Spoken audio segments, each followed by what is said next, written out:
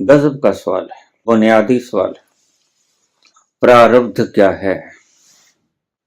अब इसको बड़े शांत मन से सुनना तो आपको सब समझ आ जाएगा कि मैं क्या बोलना चाहता हूँ। सब वेद खुल जाएंगे, सब पट खुल जाएंगे। जैसे ही हमने शरीर से बाहर छलांग लगा दी सूक्ष्म शरीर में, उसके बाद क्यों आप नया शरीर लोगे? नए शरीर लेने का औचित्य क्या रह जाता है? फाउंडेशन क्या है? क्यों लोगे आप नया शरीर?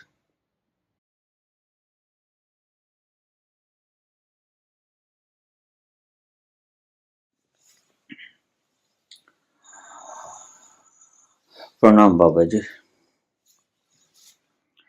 सुनील त्रिपाठी। कोई चीज जो प्रारब्ध में नहीं है, क्या उसको कर्म करके प्राप्त कर सकते हैं?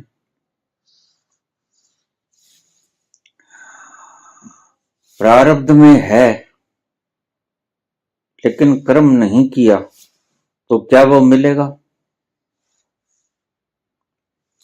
इसकी स्पष्ट व्याख्या करें बाबा। आपकी वीडियो देखने के बाद अलग तरह की दुविधा उत्पन्न हो गई है। गजब का सवाल है, बुनियादी सवाल है।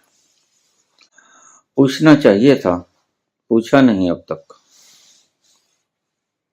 आइए पहले देख लें प्रारब्ध क्या है।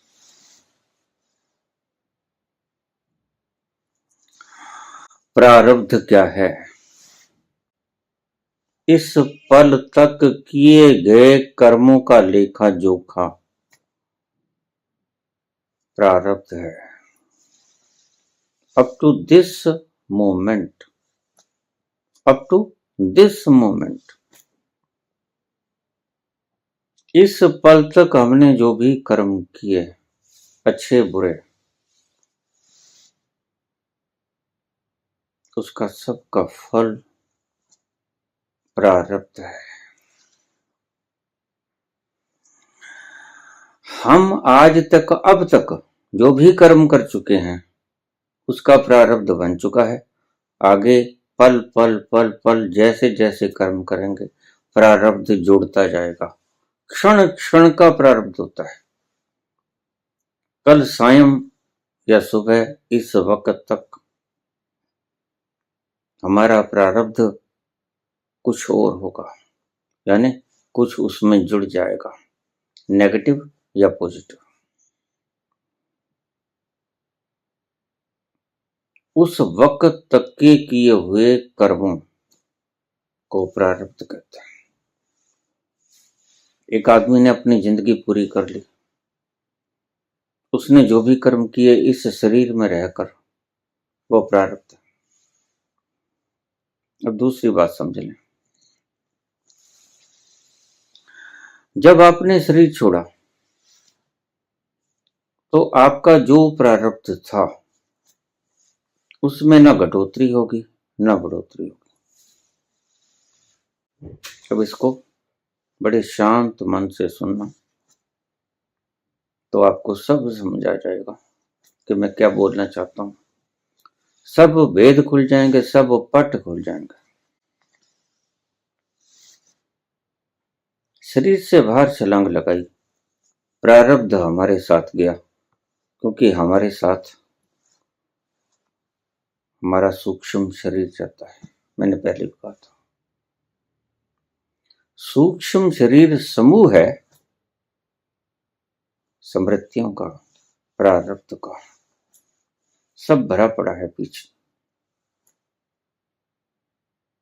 यह सूक्ष्म शरीर तुम्हारी स्मृतियां अतीत की, जो अब तक तुम्हारी स्मृतियां हैं, तुम्हारी वासनाएं, तुम्हारी कल्पनाएं, उन सबका सामूहिक पुंज है सूक्ष्म शरीर। और उसको वो बाहर निकल जाता है, छलांग लगा देता है। अब देखना आगे चलेगी कहानी। और आगे आपको समझाएगा। बंडाफोड़ होंगे पुराणों के, पांडवों के, कथावाचकों के। अब जितना भी माइनस प्लस है उसे प्रारब्ध कहेंगे। आप लेके बाहर निकल गए।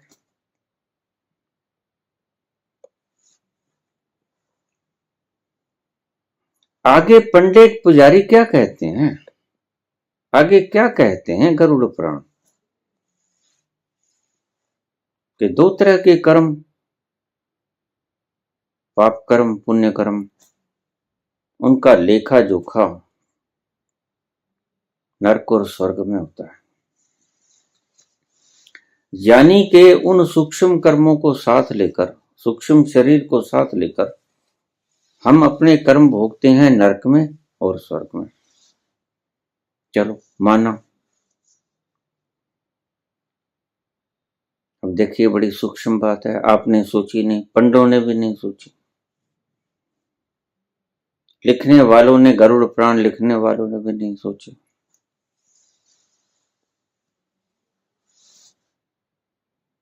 पेट भरे होते थे, खीर खा के पड़ जाते थे, उठकर पुराण लिखने बैठ जाते थे। दिमाग काम कहां करे।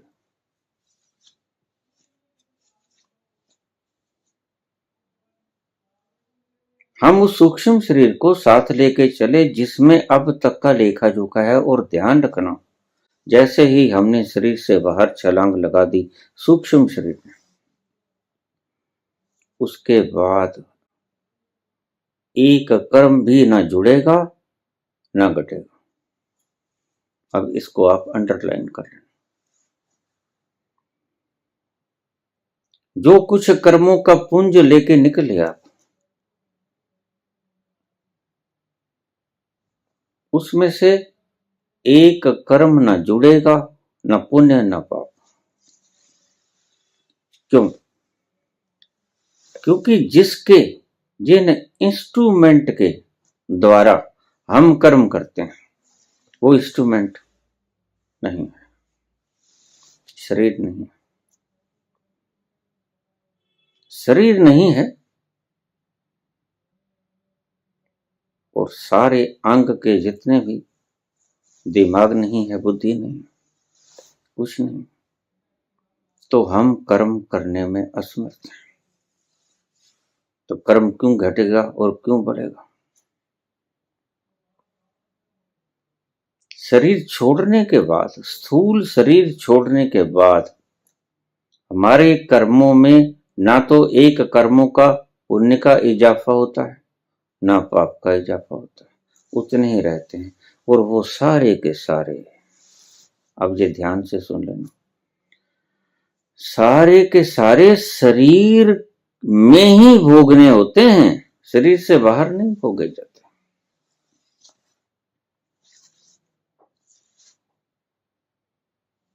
गौर से समझते रहना, इन शब्दों को चाहे लिख लेना, इनको बार बार सुनना, तो आपको पुराणों की पोल पट्टियां समझ आ जाएंगी, नियमों का भी पता चल जाएगा।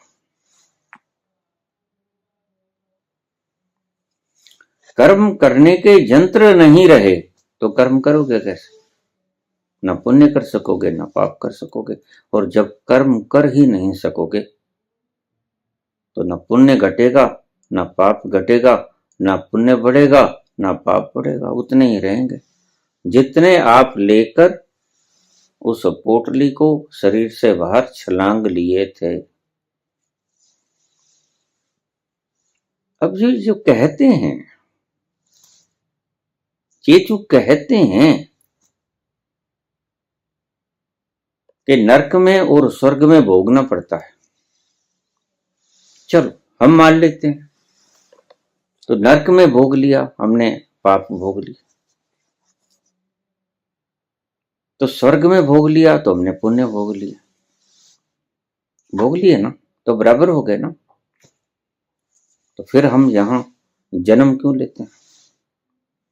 मगज खपाई के लिए, जब भोगने को कुछ रह ही नहीं गया।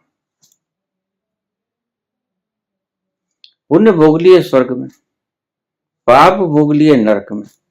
जो भी अच्छे बुरे जितने भी भीषण पाप किए थे, कड़ाहों में जलाए गए, पकोड़े तले गए। और पुण्य किए थे, हम स्वर्ग में चले गए, कल्प वृक्ष के नीचे बैठ गए, अप्सराओं के नृत्य देख लिए, वहां की दारू शराब पी ली, सब भोग लिए। पुण्य भी भोग लिए, व्यवस्था है पुण्य भोगने की स्वर्ग, और पाप भी भोग लिए, व्यवस्था है पाप भोगने की नरक। तो पुण्य भोगे, पाप भोगे, शेष क्या बचा? बाबा का ठुल्लू, शेष क्या बचा?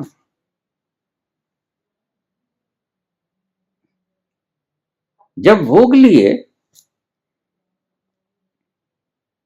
तो शेष कुछ नहीं बचता। और जिसके कर्म भोगने शेष नहीं रहे, उसका क्या होता है आपको पता है? भय मुक्त हो जाता है।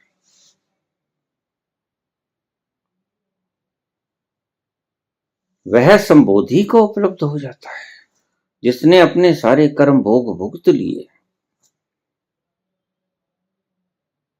तो संबोधि को तो उपलब्ध होते नहीं, आपके हिसाब से हम तो फिर जन्म लेते हैं।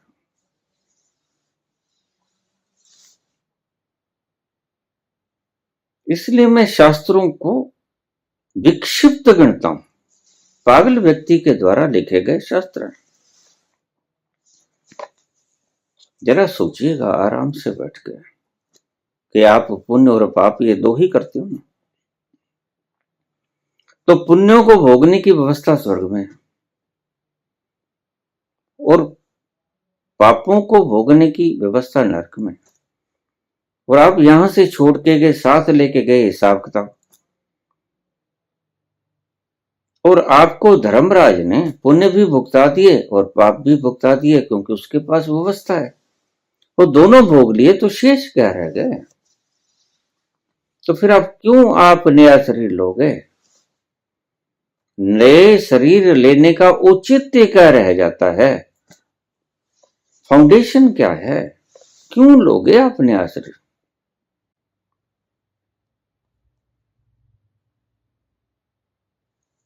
इसलिए मैं कहता हूं स्वर्ग और नरक है नहीं। दूसरी बात, जो चीज हम साथ लेके जाते हैं, वो ना तो स्वर्ग के सुख मान सकती है, ना नरक के दुख मान सकती है। भगवान कृष्ण कहते हैं आत्मा को तो शस्त्र नहीं काट सकता, अग्नि नहीं जला सकती। जब अग्नि नहीं जला सकती तो कड़ाहों का गर्म तेल पकोड़े कैसे तलेगा? किसको दंड दोगे आप?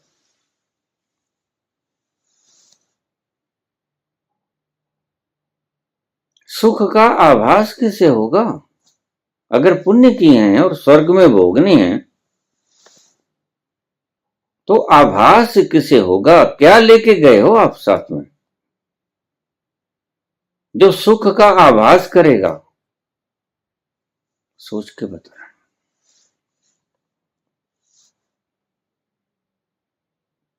अगर इन पुराणों के हिसाब से चलें तो हमारे सारे पाप और पुण्य कर्म स्वर्ग और नरक में ही खत्म हो जाने चाहिए, और हम यहां सुरखुरु होके आए और सीधे संबोधि में प्रवेश कर जाए। जब कोई कर्म ही नहीं बचा, ना कोई पुण्य बचा, ना कोई पाप बचा, और दंड देंगे किसको? जो आग में जलता नहीं, जो शस्त्र से कटता नहीं,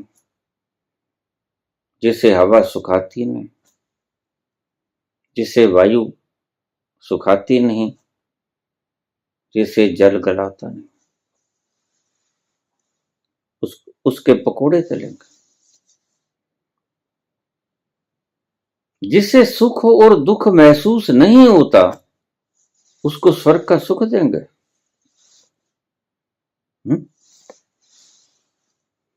जिसको सुख और दुख महसूस नहीं होता, सुख और दुख उसकी छाया से बहुत दूर निकल जाते हैं, रह जाते हैं, उसको टच नहीं कर सकते, उसको आप स्वर्ग के सुख दोगे? जब ये संभव ही नहीं है तो स्वर्ग और नरक का प्रयोजन भी क्या रह जाता है। इसलिए मैं बार बार कहता हूं, ये गपोड़ियों के गप में, ये सत्य नहीं है। तर्क से मैंने समझा दिया, और ये तर्क नहीं है, ये सत्य है। सत्य से बड़ा तर्क और क्या होता है।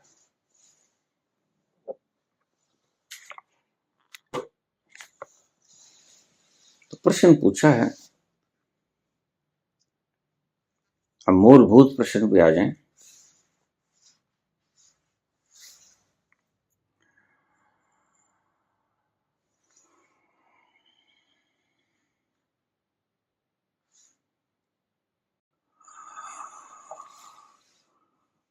कोई चीज जो प्रारब्ध में नहीं है, क्या उसको कर्म करके प्राप्त कर सकते हैं।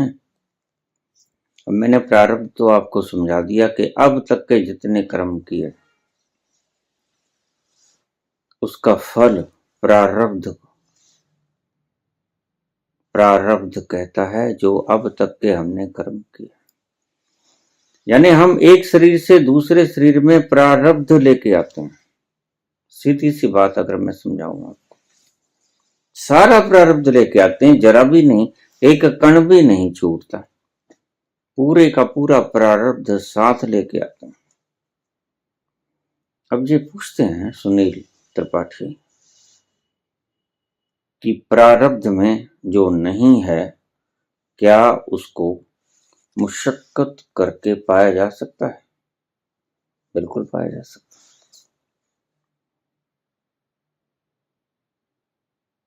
कर्म करके पाया जा सकता है। कर्म हमारे अधिकार क्षेत्र में है, कर्मण्येवाधिकारस्थ है, बिल्कुल पाया जा सकता है। लेकिन पिछले दिनों मैंने एक वीडियो बोली थी, शायद आपने ना सुनी हो तो सुन लो, कि विजन को खूब बड़ा रखो, पुरुषार्थ जी तोड़ के करो, हार्ड तोड़ के करो, खून को पसीने में तब्दील करो, विजन बड़े से बड़ा रखो, पुरुषार्थ हार्ड तोड़ के करो। लेकिन उसके बाद भी एक तीसरी चीज रह जाती है जो आपके हाथ में नहीं है, जो कृष्ण कहते हैं कर्मण्येवाधिकारस्ते मां फलेषु कदाचन। लेकिन अगर आपको वो चीज नहीं मिलती तो दुखी मत होना, क्योंकि वो परमात्मा को पता है क्यों नहीं मिले। सभी पीएम बनना चाहते हैं, सभी तोड़ेंगे, सभी बन जाएंगे। पीएम का कार्यकाल 5 साल होता है। 8 अरब प्राणी सबसे ऊंची पदवी पे सभी पहुंच जाएंगे, नहीं पहुंचेंगे। कितनी ही विशाल विराट इच्छा कर लें, कितना ही विराट परिश्रम कर लें, कितना ही विराट विजन कर लें, सभी पीएम नहीं बनेंगे। पीएम तो 1 2 एक आध बनेगा कोई, बाकी। तो इसीलिए मैंने कहा था कि अगर आपका विजन और हार्ड तोड़ मेहनत फल ना दे के आए तो फिर आप शिकायत मत करें, क्योंकि ऐसा ही होना था। जो आपने मांगा वो हर किसी को नहीं मिलता, किसी एक को मिलना था, मिल गया। जो प्रारब्ध में नहीं है वो कर्म करके पुरुषार्थ करके पाया जा सकता है, बिल्कुल पाया जा सकता है। लेकिन देखिए, आप सिर्फ मेहनत कर सकते हो, विजन बड़ा रख सकते हो, सोच सकते हो सुबह उठ के कि मैं पीएम बनूंगा, मैं पीएम बनूंगा, मैं सीएम बनूंगा, मैं सीएम बनूंगा, और उसके लिए मशक्कत भी कर सकते हो, हार्ड तोड़ परिश्रम भी कर सकते हो। उसके बाद इलेक्शन भी लड़ सकते हो, घर घर जा सकते हो, पांव पड़ सकते हो, सब हथकंडे अपना सकते हो। चाचा चाची, मामा मामी, नाना नानी, दादा दादी, माता पिता सब बना सकते हो। लेकिन उसके बाद भी अगर आप हार गए तो फिर क्या करो? तो फिर उसी के ऊपर छोड़ना पड़ेगा ना। जो चीज आपके प्रारब्ध में नहीं है उसके लिए आप मेहनत कर सकते हो, विजन बड़ा रख सकते हो। यानी मैंने तो पीएम बनना ही है, लेकिन बन जाओगे ये जरूरी नहीं। और तुम्हारे मोटिवेशन स्पीकर तुम्हें सिखाते हैं कि तुम बन जाओ, और वो इतने मूर्ख हैं कि उन्हें स्वयं नहीं पता कि सारे पीएम थोड़े बनते हैं, सारे आईएएस थोड़े बनते हैं, सारे इंजीनियर थोड़े बनते हैं, सारे सीएम थोड़े बनते हैं, सारे एमएलए एमपी नहीं बनते हैं। कुछ कुछ बनते हैं, वो बन जाएगा। लेकिन बाकी अब हिंदुस्तान में देखें तो 140 करोड़ लोग तो हैं ही ना। सभी सोच के बैठते हैं, सभी प्रयास भी करें, विजन भी बड़ा रखें और खूब मेहनत करें, हाड़ तोड़ के मेहनत करें। लेकिन हाड़ तोड़ के मेहनत करने के पश्चात, विजन बड़ा रखने के पश्चात भी बहुत से नहीं पहुंचेंगे, एक पहुंचेगा, वो आपके बस में नहीं।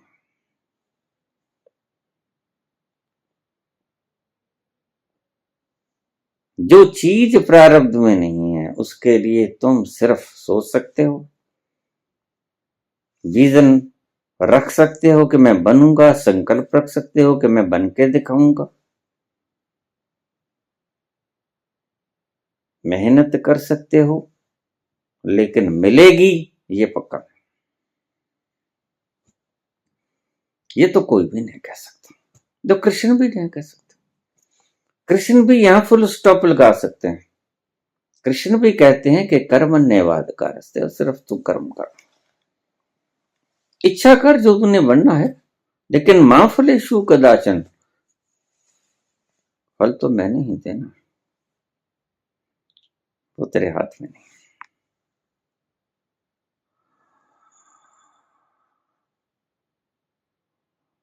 तो इसका सेंस ये निकलता है कि जो चीज प्रारब्ध में नहीं है उसके लिए तुम कर्म कर सकते हो, मेहनत कर सकते हो, उसके लिए तुम बड़ा संकल्प कर सकते हो, लेकिन वो तुम्हें चीज मिलेगी ये पक्का कोई नहीं कह सकता।